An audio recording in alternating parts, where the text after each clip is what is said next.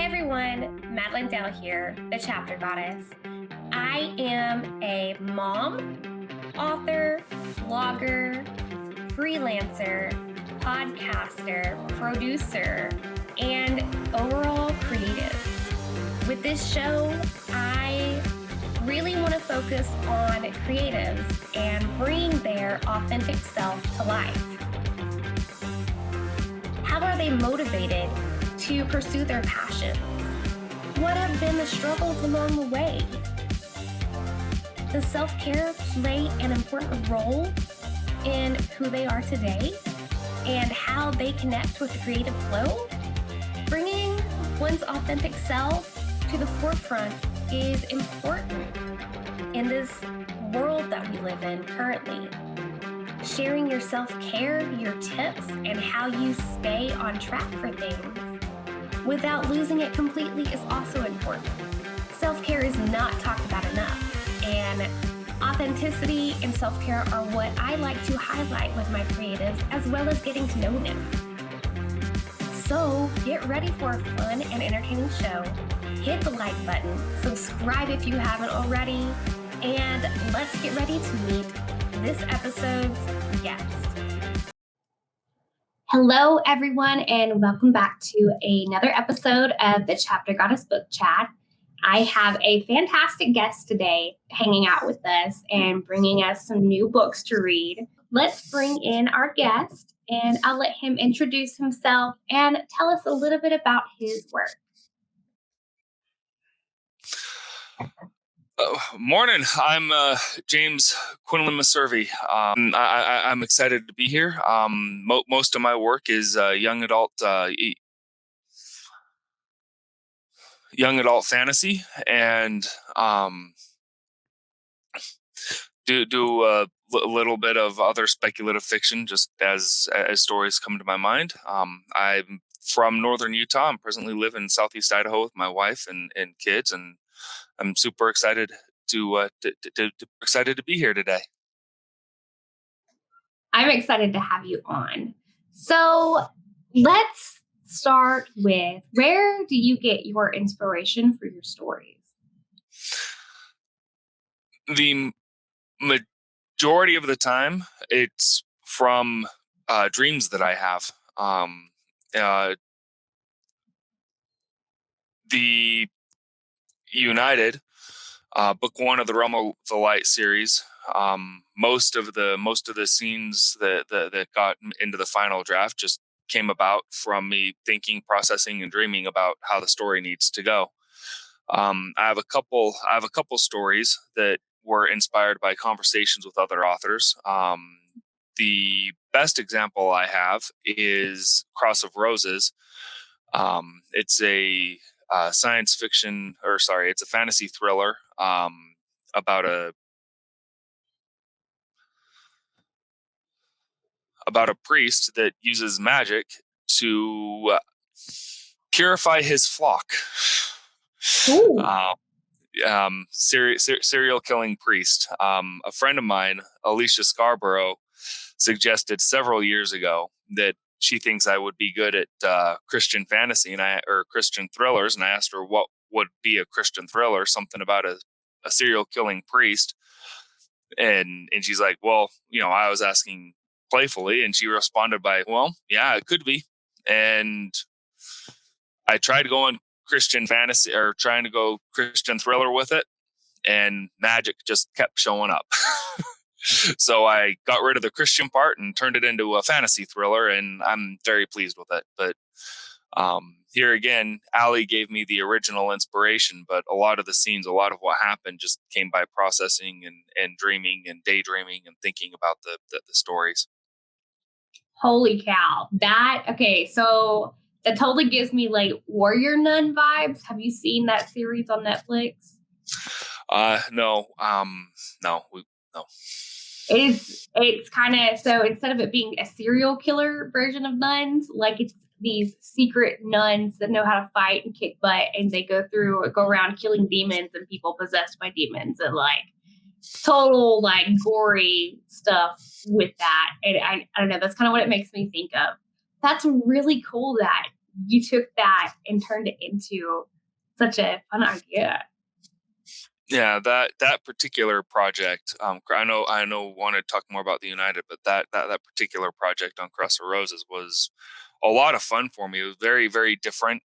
Had to do some research on how to write thrillers, and a little bit of research on some other people who have done fantasy thrillers. And I have a friend who lives down in Texas, K.R. Martin, author of the Pirate Princess series.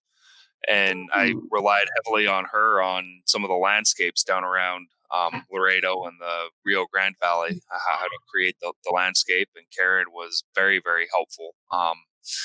And it just was a lot of fun. It was just a large project for me, because it started, and it shows quite a bit of how I do my writing, right? It started with a conversation with Allie. The landscape got going with conversations with Karen.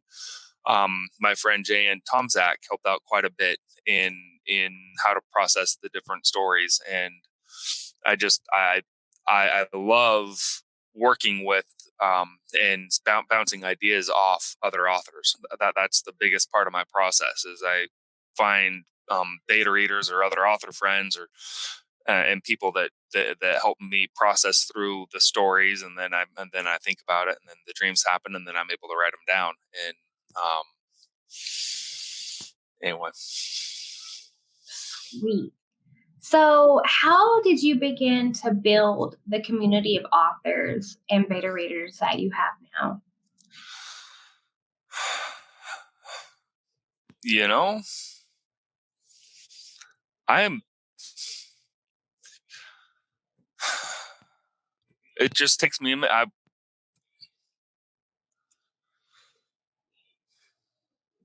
Okay. I first published the United some 10 years ago as a self-published project. In fact, if you go looking places, you can find a paper sketch, just a black and white sketch of a wolf with the title "The United," and that was release one. And I tried shopping it around to different publishers, went to different agents and everything else, and couldn't find anybody. Prayed about the project, talked with other, did a lot of internet research. I didn't know any other authors at the time. And I just kind of decided that I would try self-publishing, and give that a whirl. So I got the setup together. I started doing some self-publishing, created the Facebook page and everything else. All the other social medias that were applicable at the time. I mean, we're talking 15 years ago, so a handful of them are no longer around. And I ended up becoming friends with this wonderful fantasy author, Chris Pasquarel. And Chris and I, we did a review swap. This is back in the days before Amazon outlawed review swaps. And I really liked his writing, and he really liked the United. And he helped me find the right publisher, and so or find a publisher. And so I signed on with Tate Publishing, and about a year later, when Tate Publishing went out of business, he went out of his way to pitch my book to his publisher, Cosby Media Productions, and I've been signed with them ever since. And that's kind of where it all just basically started. Once we got going with CMP, and I had a solid version of the United that I believed in, that had an amazing cover, that had a fantastic blurb and things. I just ran into, Chris got me introduced to the author community on Facebook. And that's where I first met Alicia Scarborough, individual I mentioned a little bit earlier. That very first event that I did, someone came up and said, "Hey, I want to do a clean book event. I do clean, what was it? Clean romance or something, or thrillers, or I don't remember exactly what it was. Anyway, it turned into this big thing where we just had this massive, like, 5-day event. 3 of the days were fantasy authors. 2-3 of the days were filled with thriller, clean romance, and just other genres. Yeah. And that's where I met Tasania Odette for the first time. That she was just barely getting started with the Layla series at the time. That's when I met J.N. Tomzak. She was just barely released. Eden Hart's Rival, I believe that's whatever her first book is on that series. Yeah. That's where I met K.R. Martin.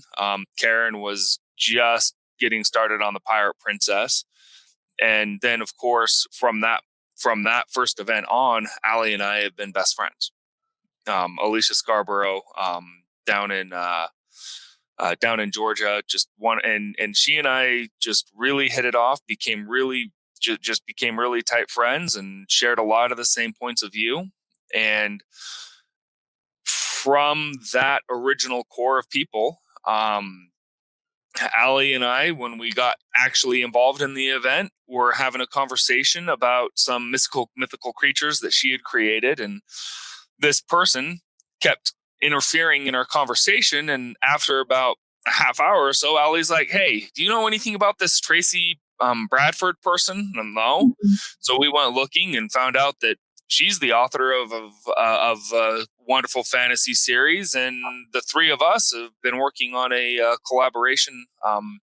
Just because of timing, haven't been able to make it work, but the three of us became best friends at that time. And I really learned after that, on that first event, the importance of finding like-minded author communities and bringing authors together and working with other authors, and the value of working with other authors, and just became really passionate about the idea. And working with them and working with Chris, my friend from CMP who helped originally create the event. Chris and I went on for about another year, just creating Facebook event after Facebook event about once a quarter, and just building our number of friends. And we created and started a reader group, author reader group, several authors, several readers. Just had a wonderful experience with that. And then Allie and I were like, okay, well, let's just do a group with just the authors. And we found a handful of other authors that we were very, very, that agreed with us on the importance of building a community. Maria Versamaglau. I can never say her last name. She's Greek, and I can never say her last name properly. But Maria Versamaglau, Rachel Pudsey, T.E. Bradford, and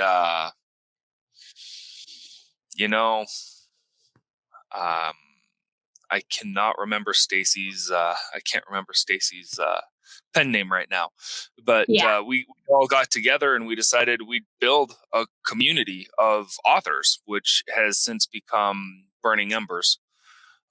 Burning Embers, a community of authors, and our big phrase there is that it takes a community to rise above the ashes of obscurity. And we really we got it really going. We got it really moving. We came out with an anthology together. We got moving again, and the Facebook group was growing, and we created a website talking about various things that indie authors face. And then my August 2020 concussion happened, and I had to take severe steps back. I'm just now, this is 3.5 years later, and I am just now feeling well enough to increase my screen time to even post something once a week. So, and when I went out, just a lot of the other members' momentum got shifted to their own personal projects. And so, we never went away. We never stopped believing in the idea of a community. We just came into a different phase of life. Yeah, and that's a good way to look at it. Kind of just slowed down, but it's not an idea that you've given up. And I love how big your community is, because I didn't know how important that was, especially as a newer author.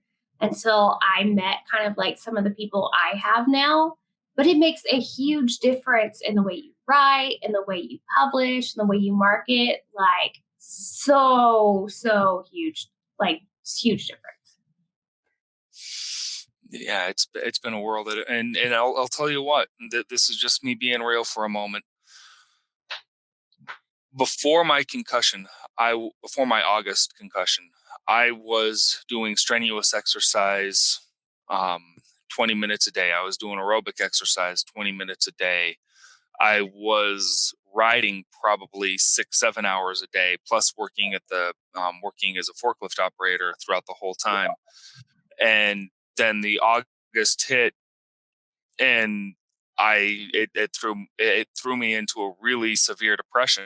Um, and I relied heavily on those friends, on those relationships that I had built, and um, was stayed on clear days, stayed active in writing and whatnot because of the support and friendships that I had previously built.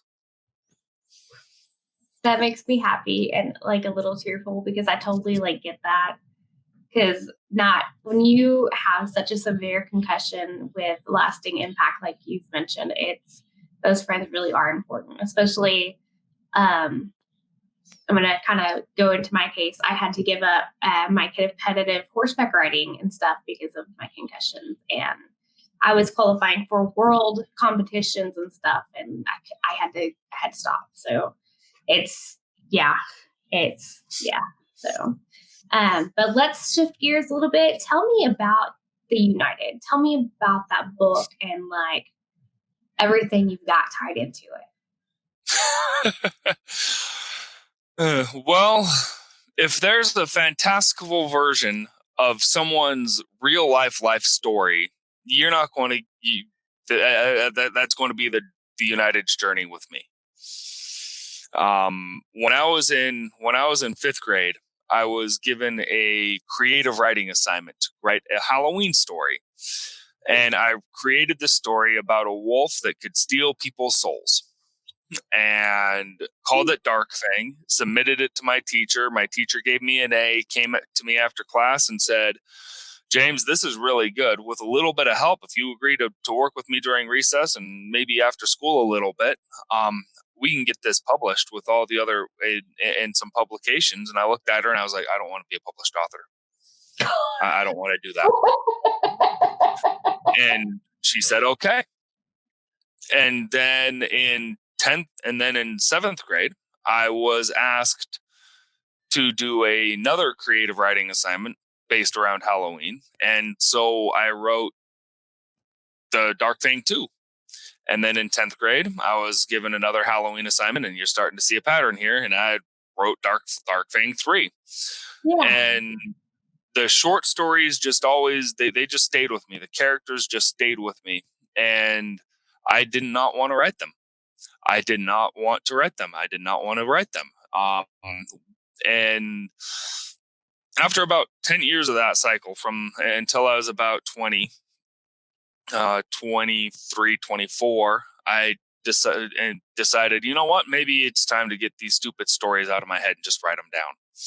So I took the old short stories and kind of learned how to write a novel, and taught myself how to read a handful of books. The best ones that helped me the most were the Harry Potter series, Lord of the Rings, and Stephen King's On Writing.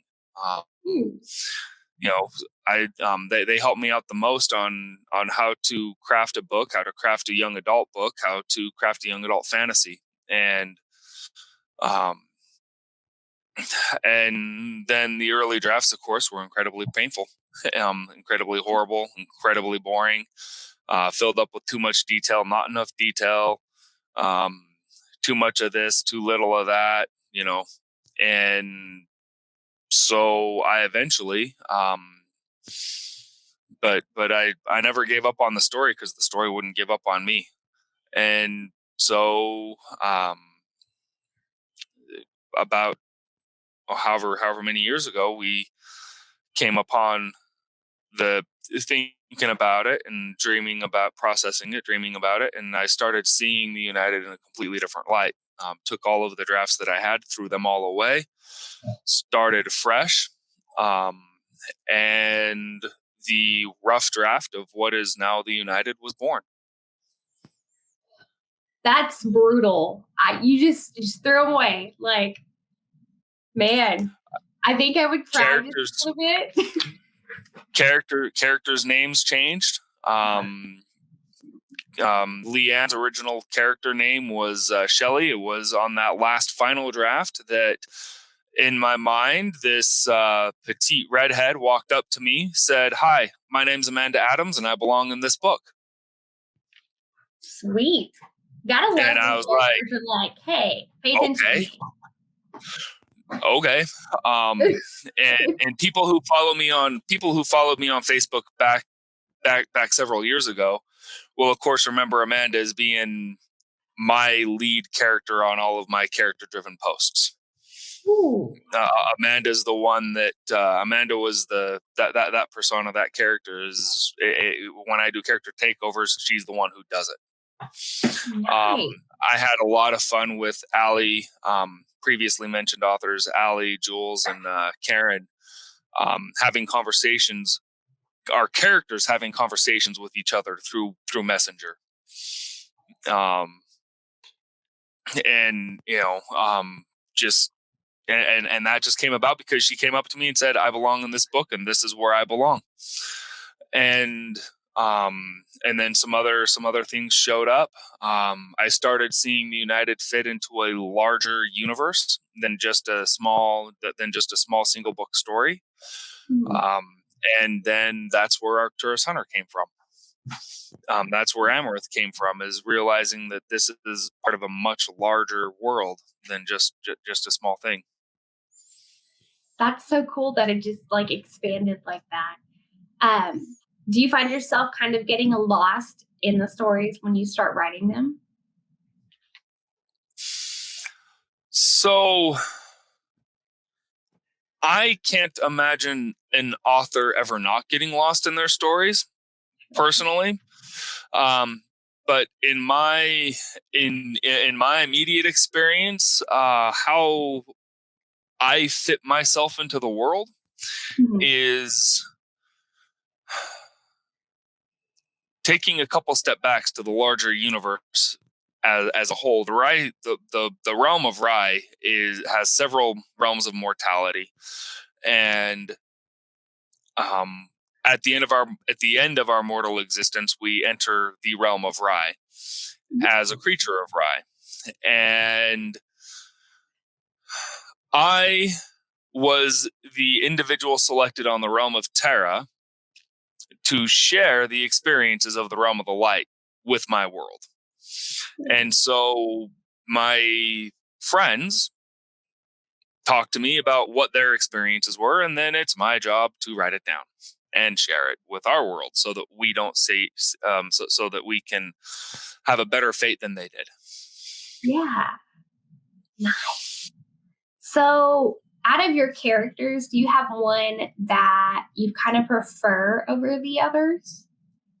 I don't know exactly what you mean by prefer, and I got to be really careful how I answer that. I guess I better not say favorite. You better not go into it. Do you have a favorite, huh? Well, they all know who my favorite is. And in fact, when I first read, I'm going to answer your question. I'm just going to do it in my own way. No, you're totally good. When I first read Pirate Princess, I absolutely fell in love with the lead character, Renee. Thought she was amazing. An amazing princess that goes out of her way to save her kingdom by turning to piracy.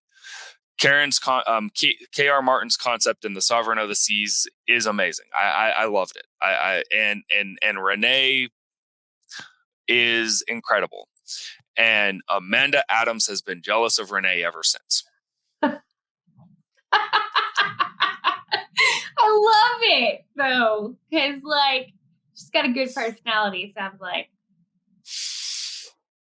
So the one that instigates all the stories, the one that helps arrange the interviews, if you will, and pushes me the most to write is Amanda, by far and away.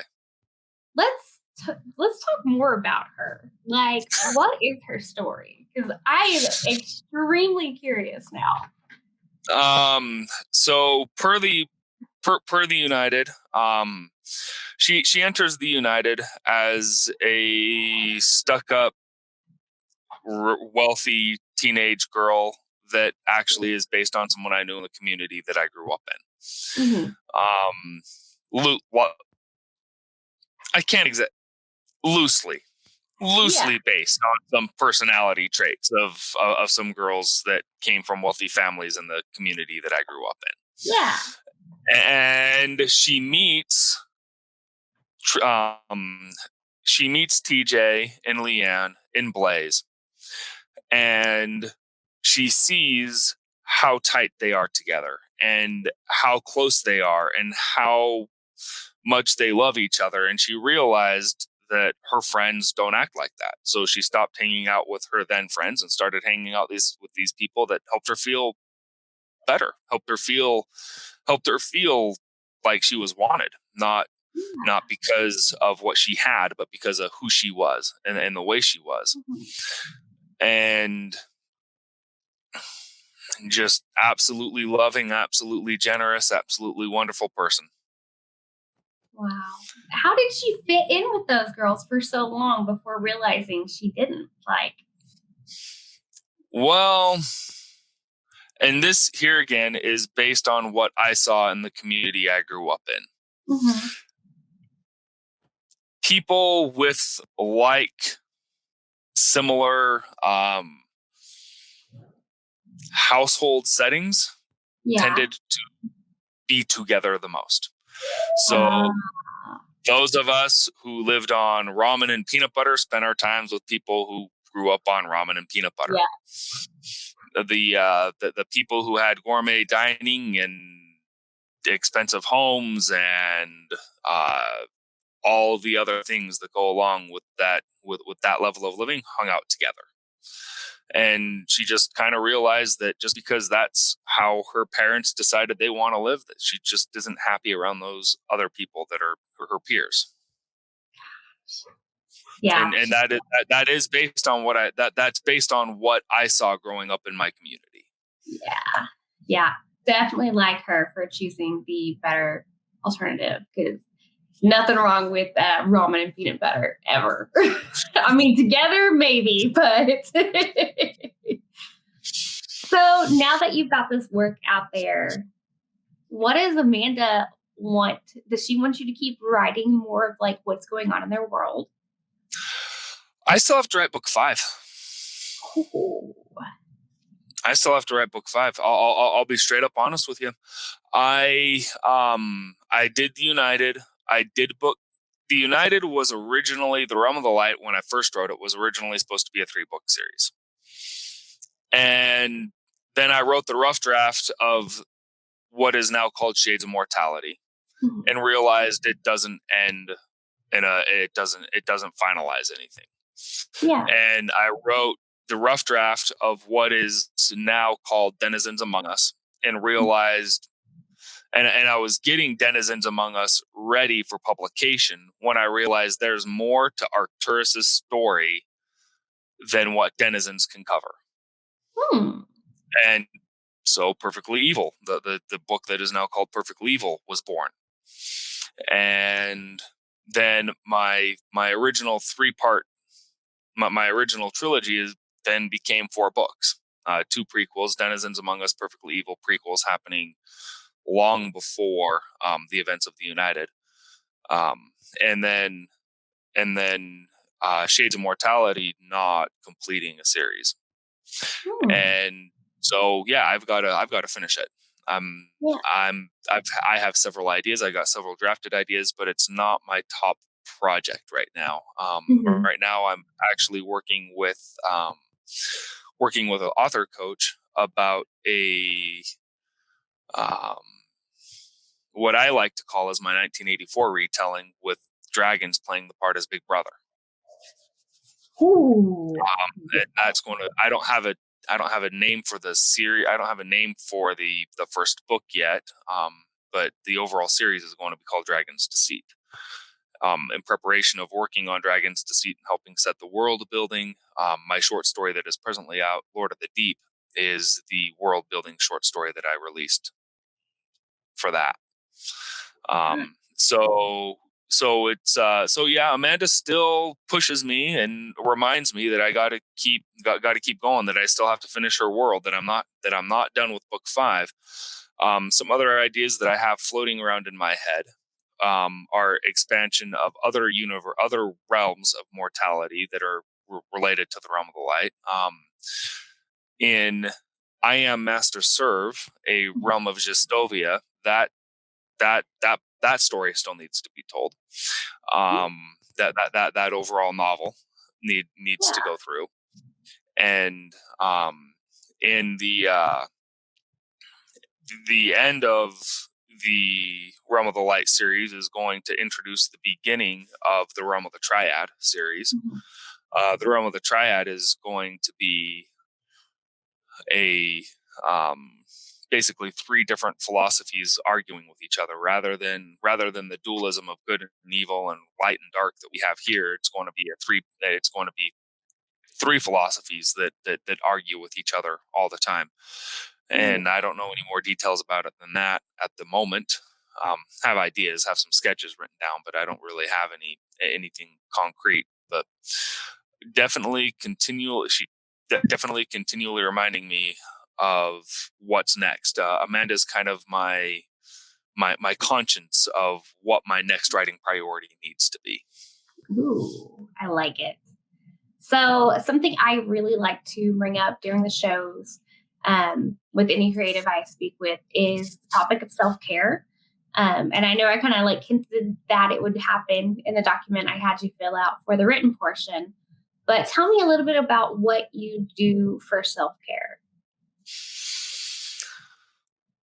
Right now, light exercise and limiting my screen time. I've had to do a lot of handwritten drafts over the past over the past 2.5 years. I've been doing more and more handwritten drafts. Lord of the Deep was originally written on paper before I put it down on before I felt well enough to put it down on screen. The first novel of the Dragon's Deceit is scenes written on paper and then transcribed when I'm having a good day, transcribed onto a computer and then shared with my author coach. Light exercises. One of the most difficult things for me, as I alluded to earlier, was that I was incredibly active. When I try to be as active as I like, I get incredibly sick. Yeah. And so this is it goes against everything I was taught growing up. It doesn't make any sense to me mentally at all. But one of my biggest things of overall self-care is limiting myself to light exercise, just for a few minutes, just for a few minutes a day, rather than hours of in a day. A light walk, using the exercise bike on a lower setting at a lower pace than I prefer. Stretches, lots of stretches, lots of physical therapy to help stretch out all of my stretch out my muscles and things, and then of course maintaining the right the right food. That's been a big that's been big, is just working with dietitian to find the right type of combination of foods, that I'm not having too much of this or too little of that, and And and the oddest thing to me, the most difficult thing to me is when I have headaches and when I have the tension headaches to the point where I can't concentrate, turning off my phone and forcing myself to just take a nap. I mean, it's difficult. It doesn't sound like self-care, but I feel better when I do it. So it's what I continue to do. Yeah. And those naps, when they get bad like that, are lifesavers. So, like I mentioned before the show, I deal with chronic migraines. And And yeah. stuff. So with the chronic migraines that I've dealt with them since junior high. And yeah, the naps are like sometimes the only thing that will get rid of them. And I get mad because I don't want to stop and take a nap, but it's just it's the only way to get rid of it. So yeah.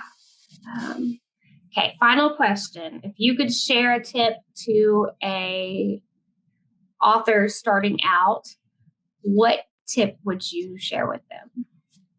To read everything.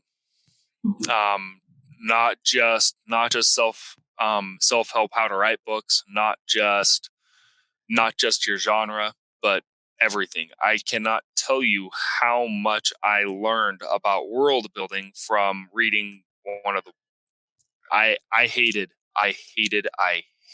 Wheel of Time. I hated everything about Wheel of Time.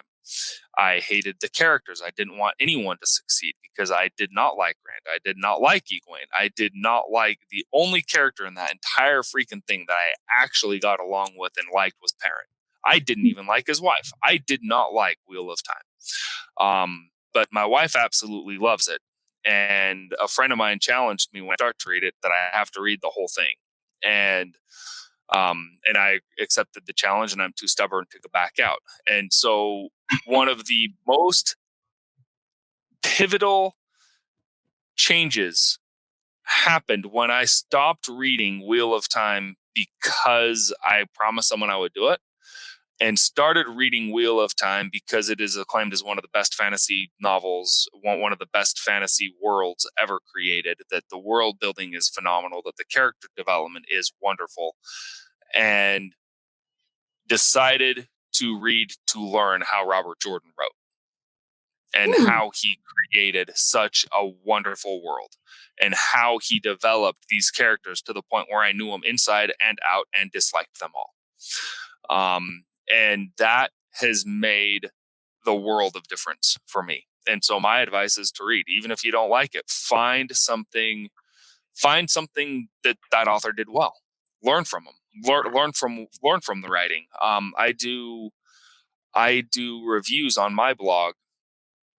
I haven't done any for a long time because I haven't had the mental capacity to actually concentrate on a book. But my reviews changed when I stopped reading for the story and started reading for how can I improve myself as a writer by reading this. And in my reviews, it doesn't matter if it's a horrible plot or it doesn't matter if it's a horrible plot. It doesn't matter if it's a wonderful world building or something. Like the author who published the work did something good. And so I stopped focusing on what I didn't like and started focusing on what they did well, even if I disagreed with the character. Even though I disagreed with the characters of Wheel of Time, I still learned a lot about character development and turned it into a positive read rather than a negative one. And so my advice is to learn what I learned from Wheel of Time without having the negative experience. Yeah. That's great. I'm going to start doing that. Like, I mean, I read a lot as it is, and I try to pick out the good in the stories, but like, I feel like there's a whole other level of like utilizing other books. That's really good. Well, James, go ahead and tell our viewers where they can find you and your work. So the most active place I am right now is my website, jqmserve.wordpress. Right now, the only activity is author blog post interviews as the requests come in. But as I'm starting to feel better and starting to get more active, that is where I'll be posting the changes. That's where I'll be that's where I'll be letting everyone know, hey, I've actually been feeling well enough to be writing again. This is what's up next. I like it. Well, guys, thank you so much for joining us today. Make sure you like and subscribe while you're here, and check out all of our work in the description below. I hope you enjoyed the show. Don't forget to hit that like button and subscribe to get future notifications when shows come out. Also, be sure to check out my website. I have a blog featuring this creative with some other fun and interesting questions. You can also subscribe to my newsletter there to stay up to date with all things the chapter goddess in Madilynn Dale. Once again, thanks for watching and have a great rest of the day.